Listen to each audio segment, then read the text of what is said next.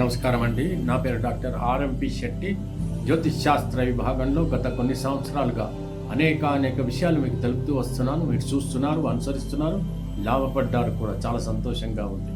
ఇప్పుడు నేను చెప్పేటువంటి ఒక ముఖ్యమైనటువంటి విశేషం ఏమిటంటే 2025 సంవత్సరంలో మకర రాశి వారికి సంవత్సర ఫలితం అంతా ఎలా ఉంటుందో వివరిస్తున్నాను. జాగ్రత్తగా వినండి. ఈ ఫలితాన్ని మీకు చెప్పే ముందు ఒక చిన్న మనవి ఏమిటనంటే, మీ జాతకాన్ని ఎవరైనా నిష్ణాతుడైనటువంటి జ్యోతిష్యుడు, నమ్మకస్తుడైనటువంటి వాడు, నిజాయితీపరుడైనటువంటి జ్యోతిష్యుడికి దయచేసి చూపించుకోండి. అప్పుడు మీకు ఏమవుతుందనంటే, లగ్నంతో పాటు నడుస్తున్నటువంటి దశ తెలుస్తుంది.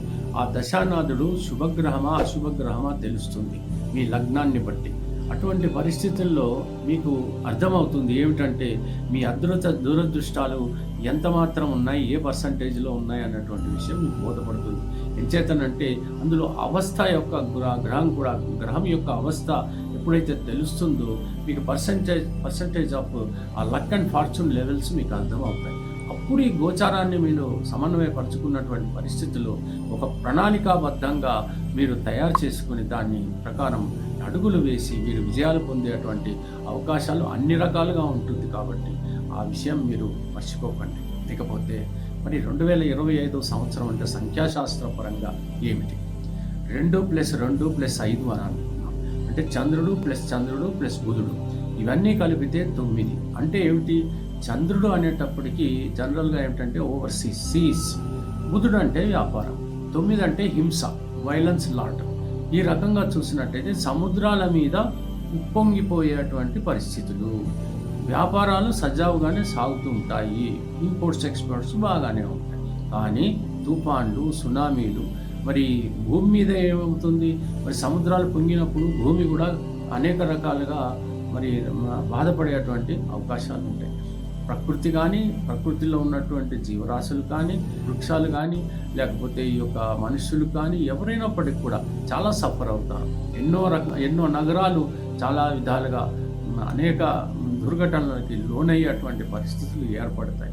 ఇక యుద్ధాలన్నావా చాలా ఎక్కువగానే కనబడుతున్నాయి. ఎందుకంటే 9 అనేటప్పటికీ యుద్ధాలు సంభవించవచ్చు, అగ్ని ప్రమాదాలు జరగవచ్చు, వాయు ప్రమాదాలు జరగవచ్చు, రైలు ప్రమాదాలు జరగవచ్చు. ఒక్కటి కాదు, అనేక రకాలైనటువంటి ప్రమాదభరితమైనటువంటి సంవత్సరాన్ని మనం 2025గా మనం చూసుకోవచ్చు. ఇక వ్యక్తిగతంగా చూసుకుందాం. ఈ యొక్క మకర రాశి వారికి ఏమవుతుందనంటే, మనం నూతన సంవత్సరంలోకి అడుగు పెట్టాల్సి వస్తుంది. ఎప్పుడు అడుగు పెడతాం? మనం ఉగాది నుంచి మనకి లెక్క.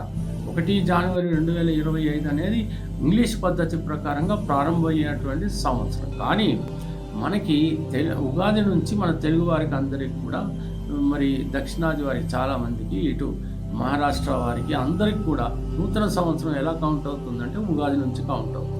కాకపోతే మహారాష్ట్రలో గుడిపౌడ అంటారు. ఇలాగా ఎవరెవరి పేర్లు వాళ్ళకు ఉన్నాయి. కానీ నూతన సంవత్సరం ప్రారంభమయ్యేది ఉగాది నుంచే. కాబట్టి ఆ ఉగాది నుంచి ప్రారంభమైనటువంటి నూతన సంవత్సరానికి పేరు విశ్వావసునామ సంవత్సరం. ఈ విశ్వావసునామ సంవత్సరానికి రాజవరయ అంటే మళ్ళీ రవి ఎవరని అంటే మళ్ళీ రాజు. ఈ రాజు అనేటువంటి వాళ్ళు ఎప్పుడైతే ఉంటారో రాజకీయపరమైనటువంటి సమస్యలు, యుద్ధాలు ఇవన్నీ కూడా మనం ఊహించుకోవచ్చు. ఆ రకమైనటువంటి పరిస్థితులు నెలకొల్లి ఉంటాయి. అక్కడ చూస్తే సంఖ్యాపరంగా చూస్తేనేమో 9, ఇటు చూస్తేనేమో రాజు. ఇక చూసుకోండి, యుద్ధాలు అనేటువంటిది మనకు అర్థమైపోతుంది. చాలా హింసాత్మక సంఘటనలు అనేటువంటిది మనకు అర్థమైపోతుంది. ప్రజలంతా భయకంపితులైనటువంటి పరిస్థితులు ఏర్పడతాయనేటువంటి విషయం కూడా మనకు అర్థం. మరి మకర రాశి వాళ్ళు ఎలాగుంటారు? ఈ యొక్క విశ్వావసునామ సంవత్సరంలో మకర రాశి వాళ్ళకి ఏంటనంటే, ఇక్కడ మనం మొట్టమొదట చూడాల్సింది ఏంటంటే, మకర రాశిలోకి వచ్చేటప్పటికి ఆదాయము 8, మరి వ్యయం చూస్తే 14. సంపాదన ఏమో తక్కువ ఉంది, వ్యయం చాలా ఎక్కువగా ఉంది.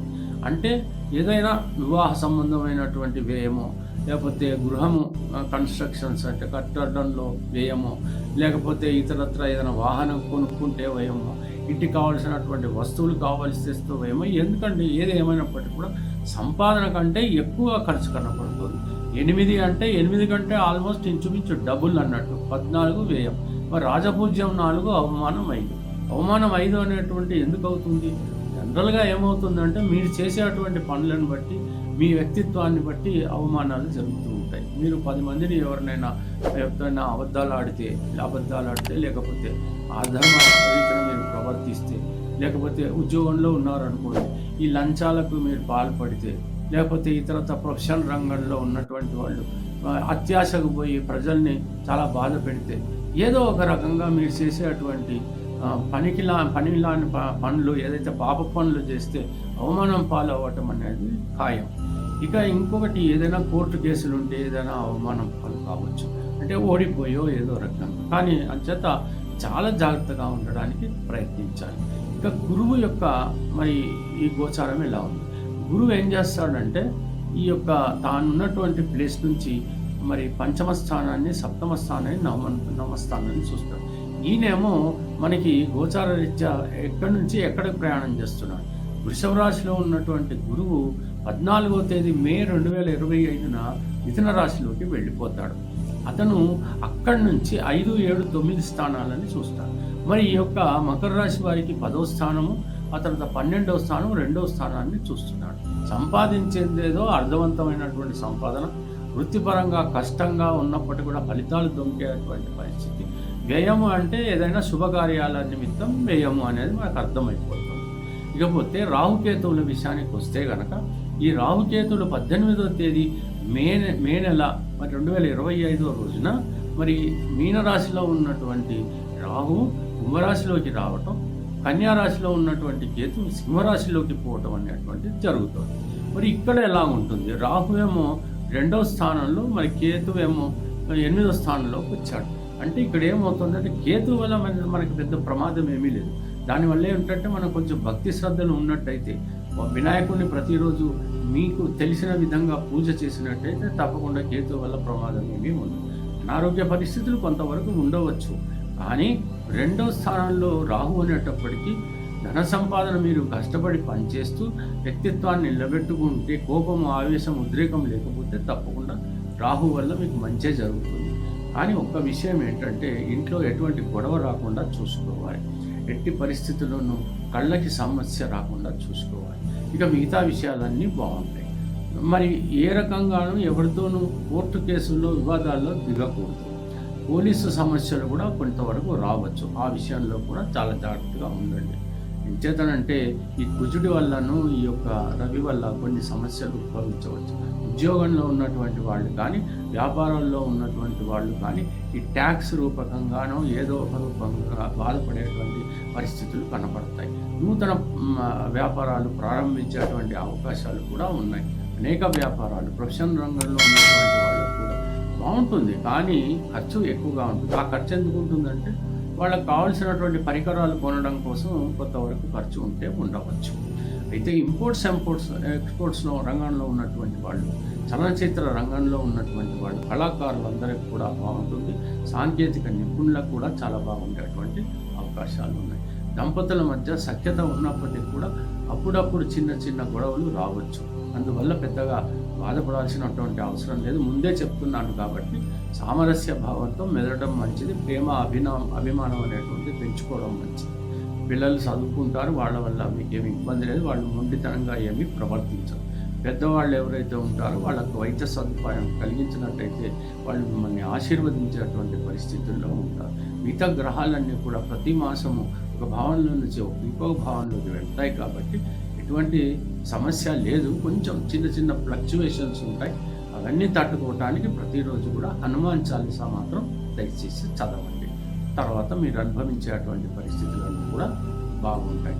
మీ వెన్నుపోటుదారులు అంటే మీ వెనకనే ఉండి, మీ వెంబటే ఉండి మిమ్మల్ని వెన్నుపోటు పొరవాలి అనేటువంటి వ్యక్తులు కూడా మీ వెంబడి ఉన్నారు. వాళ్ళ విషయాల్లో కొంచెం అప్రమత్తంగా ఉండడం అనేటువంటి చాలా అవసరమని తెలుసుకుంటే సరే. తెలిసింది కదా. సెలవు, మరి ఉంటాను. నమస్కారం. జ్యోతిష్య మహర్షి డాక్టర్ ఆర్ఎంపి శెట్టి గారు ప్రపంచ ప్రఖ్యాతి పొందిన వేద విజ్ఞాన జ్యోతిష్య రత్న శాస్త్రవేత్త. 40 సంవత్సరాల అనుభవంతో వీరు చెప్పిన సంఘటనలు రుజువై విస్తుపోయేలా చేశాయి. Indian institute of oriental heritage Calcutta, America astrologers federation USA వీరిని గౌరవ డాక్టరేట్ తో సత్కరించాయి. దేశ విదేశాలలో పలు రంగాలలోని ప్రముఖులు వీరి సలహాలు పొంది ఉన్నారు. వివరాలకు 9014378474 9618600074.